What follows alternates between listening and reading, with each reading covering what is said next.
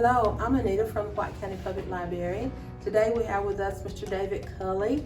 As our hometown knows him, he is here to be a part of our summer reading program here at the library. So David, we welcome you to be a part of this today. Glad to be here. Good. So first I want to ask you to just tell us something about yourself. About myself, well, I'm born and raised here in White County. Ulysses and Jessie Mae Culley. There are 6 of us in the family, Yes. 4 brothers and 2 sisters. Although I've been away from here for probably since high school, this is still home. Oh yes. And always will be. Yes. My career right now is I happen to coach football. I've been doing that my whole life. One of the dreams I've always had about coaching football is I always wanted to come back to White County and be a high school coach here with Coach D. Harris, who coached me.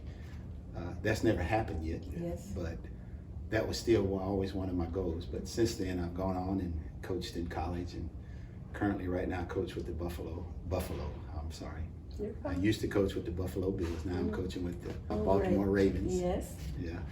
But I'm here back in Sparta right now, basically just to see my dad. My family's all still here. My wife, Carolyn, her family's still here. So we're very fortunate that we always get to come back here and always Yes. enjoy coming here. Yes. Although we don't live here right now, we do own a home here. And feel like this is not my second home, but my first home. But because of my job, I'm basically all over the country, have been all over the country for the Yes. last 30, 40 years. But glad to be back home. Good. Did you always want to play football? It wasn't just football.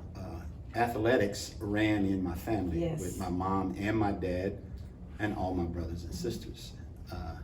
So basically it wasn't just football, it was whatever season there was. If it was football season, it was football. Basketball, it was basketball. Baseball, it was baseball season. And so basically we've just been athletically inclined because I guess of the genes that we have. And but that wasn't really the most important thing about athletics. Was what we found out early was that we weren't allowed to really play athletics unless we took care of our business in school first. Yes. And we realized that if you wanted to do those extracurricular activities, school had to be first. Yes. And we found out real early that if you wanted to play, school was first. Yes. And so, but it's always been a passion. And again, it's not just football, it's just athletics, and Yes. it's just a family tradition. All right. Okay. Now tell us some of the people that you have met along the way. Well, I'll say this, along my journey, most of the people that I have met along the way that have been influential in what I do was mostly here from Sparta. Yes. Starting with basically, when we first started going to school, we went to Wallace Smith School before integration. I went for about 4 years, you were there also. Yes. And once we integrated, I went to East Sparta School and on to White County Junior High and into the high school here. And there was a lot of teachers along the way that were very influential. I don't want to name who all they are because I don't want to leave anybody out. Yes. But they were all very influential in me becoming what I've become right now. As I became, as I got to high school, it became more so the coaches that I had. Starting in junior high with, actually I'm gonna go back to Little League Baseball here with, I'm sure people know this family, these families that I'm talking about, but I was coached in Little League Baseball by Virgil Klaus and Donnie Price, who had me for a couple of years in baseball. And when I went to football in junior high, it was Donnie Sparkman and Coach Farley. Yes. So as I went on to high school, it became D. Harris in football, Roy Sewell in basketball, and Ken McDonald in baseball. And just to show you how influential those people were is I look back now on it and I look and I see how I was on the right track because of all of those people that I had worked under as coaches or played under as coaches. is that I look and I see the football field is named after Coach Harris. The basketball gym is named after Roy Sewell. So I know I was with the right people when I was growing up and coming through, and that's kind of carried me through to my profession, coaching football. And I say coaching football, I consider myself a teacher. I just happen to teach football. But I'm a teacher, and I have the utmost respect for that profession. And although I'm speaking here right now at the library, I can go back to, I can remember my grandmother, Jessie Francis, who used to work at Gucci's drugstore. Used to cook there. I can remember, I stayed with her sometimes, and I can remember her people coming to the house soliciting like World Book encyclopedias and childcraft books.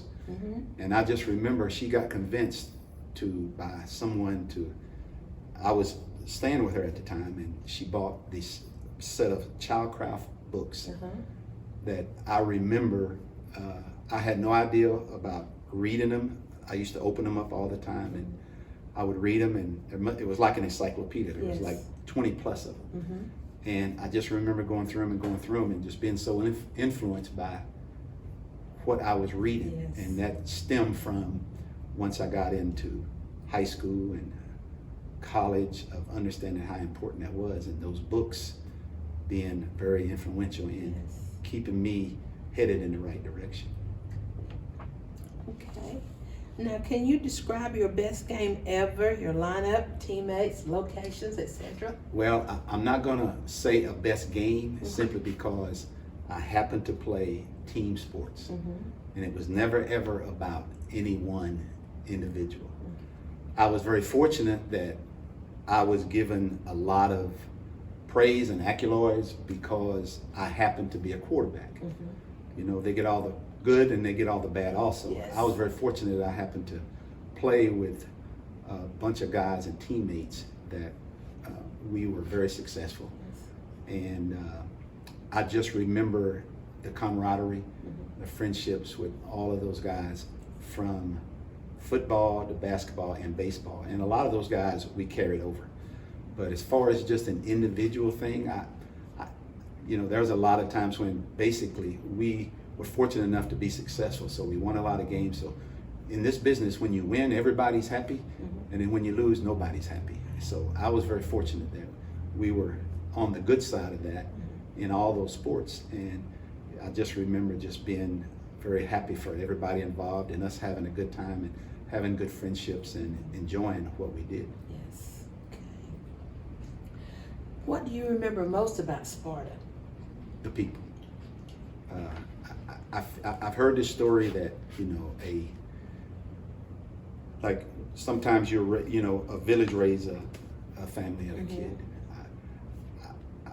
I think you and I are both perfect examples of that. Is that, when my mom and dad wasn't around, there were other moms and dads that was around that kind of felt like moms and dads. And so I just remember wherever I went, whoever I talked to, whoever's house I was at, I always felt like I was welcome. I do remember this, and I think that stems from my mom and my dad. I can't ever remember, my brothers or sisters and I can't ever remember my mom and dad ever saying anything negative about anybody or anything here in Sparta. And I know we never really had a lot, but you never really knew you didn't have a lot. That's right. So I always felt like that everywhere we went, everybody was family. Where we lived over on the hill for a while. You did too. You moved to the creek, then we moved to the bluff. But wherever we moved, wherever we were, we still always felt like it was family on the hill, it was family in Bluff, family on the creek, family in Hickory Valley, all everywhere. And that's what I remember most about. And that's also why I like coming back. Good. I know for me, when I go out the back door here, you see the bottom. Right. And you think of all the houses and the people that were there. And when I go out the door, I can see the house where I lived in for a while. So I know what you're talking about when it comes to the hill. Speaking of that, I can remember living in 3 different houses. But they were never more than 50 yards apart. Yes. So Yes. I never felt like I moved, but I remember being in 3 different houses. Yes. You Until we moved to you the just Blessed was somebody else's little That's little right. corner there. We were Exactly all, right. like you said, we were Yes. all family. Right. Okay. Now, I'm gonna ask you, who is your favorite idol? I wouldn't say I have any idols. Mm-hmm. There's a lot of people I respect. Okay. And starting first with my mom and my dad. I know. And then it goes back to, I was fortunate enough to still be around when my great grandmother, Miss Seeley, who I lived with my grandmother Jessie. And I just remember all of us being raised by all 4 of them. And at some point or another, we were all either staying with them or we were all there. And I just remember I respect them simply because of everything that they all sacrificed. Yes. And I think back now, all the things that I've been blessed to have, I've been blessed to do. And I think back to my mom and my dad and my great grandmother, my grandmother, and my uncle, James Thomas, is that I think back, I understand how they did it. Yes. You know, and all the things that we didn't have, but you never knew you didn't have. And they always made us feel like we never needed anything because they always gave us everything we needed. Yes. You know, and now all of a sudden people today get wants and needs mixed up. Yes. And I can see why, because of everything that's available. Yes. But that's where the most respect comes from, which comes from my parents and my family. And then, as I said earlier, when I went to school, you know, D. Harris and Roy Sewell were very influential with me because at that time I was fortunate enough to be a good enough athlete on good enough teams, football and basketball, to actually be recruited by people from different colleges. And they basically, outside of my family, were the ones that kind of kept things straight for me and giving me an understanding of what this was all about. And now that I look back on it, they gave me the right direction because they were the right people. And that's who I respect, all of those people. Okay.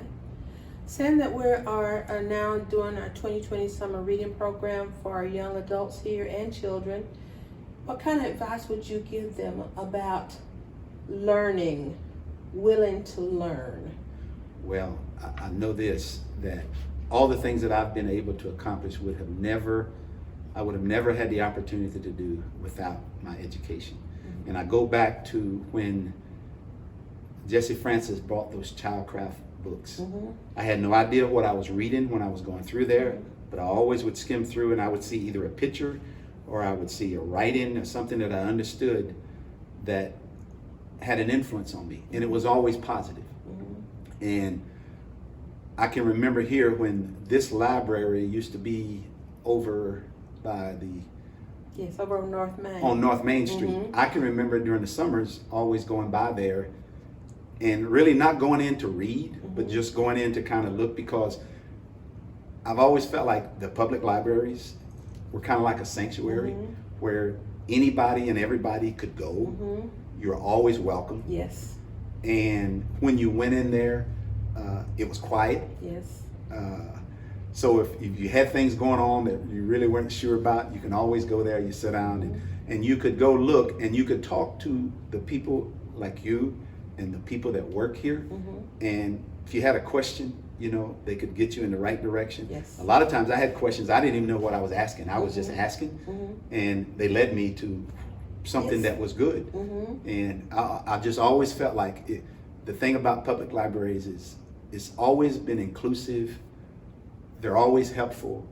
There's so many resources here. Yes. That's available for people that basically can't get that elsewhere. And the big thing about it is it's free. Yes. It doesn't cost 1 penny. Right. You know, to be able to get as much knowledge as you need. And without that knowledge, without the education,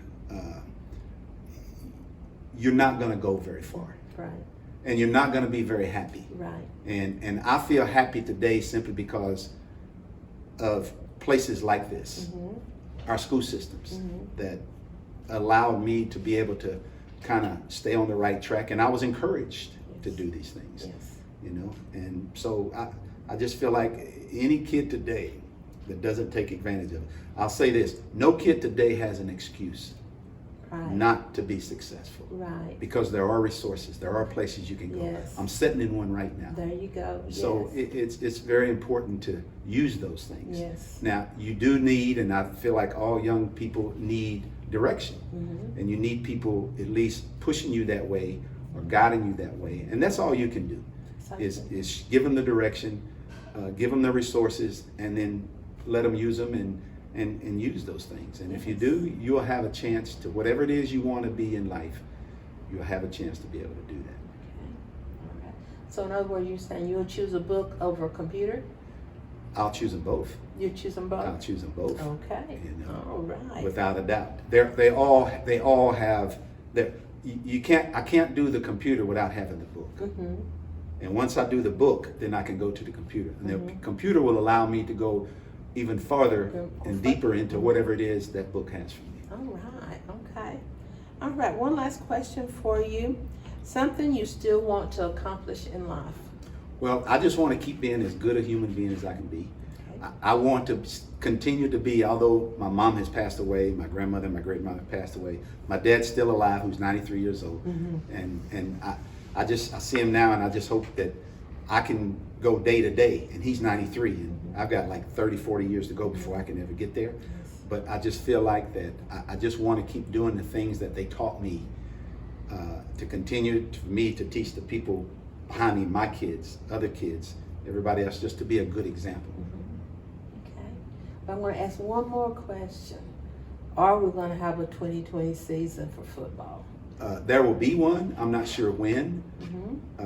I'm not sure if there'll be fans in the stands, but unless something else bad happens and they don't get control of what's happening right now, my guess is that there will be football.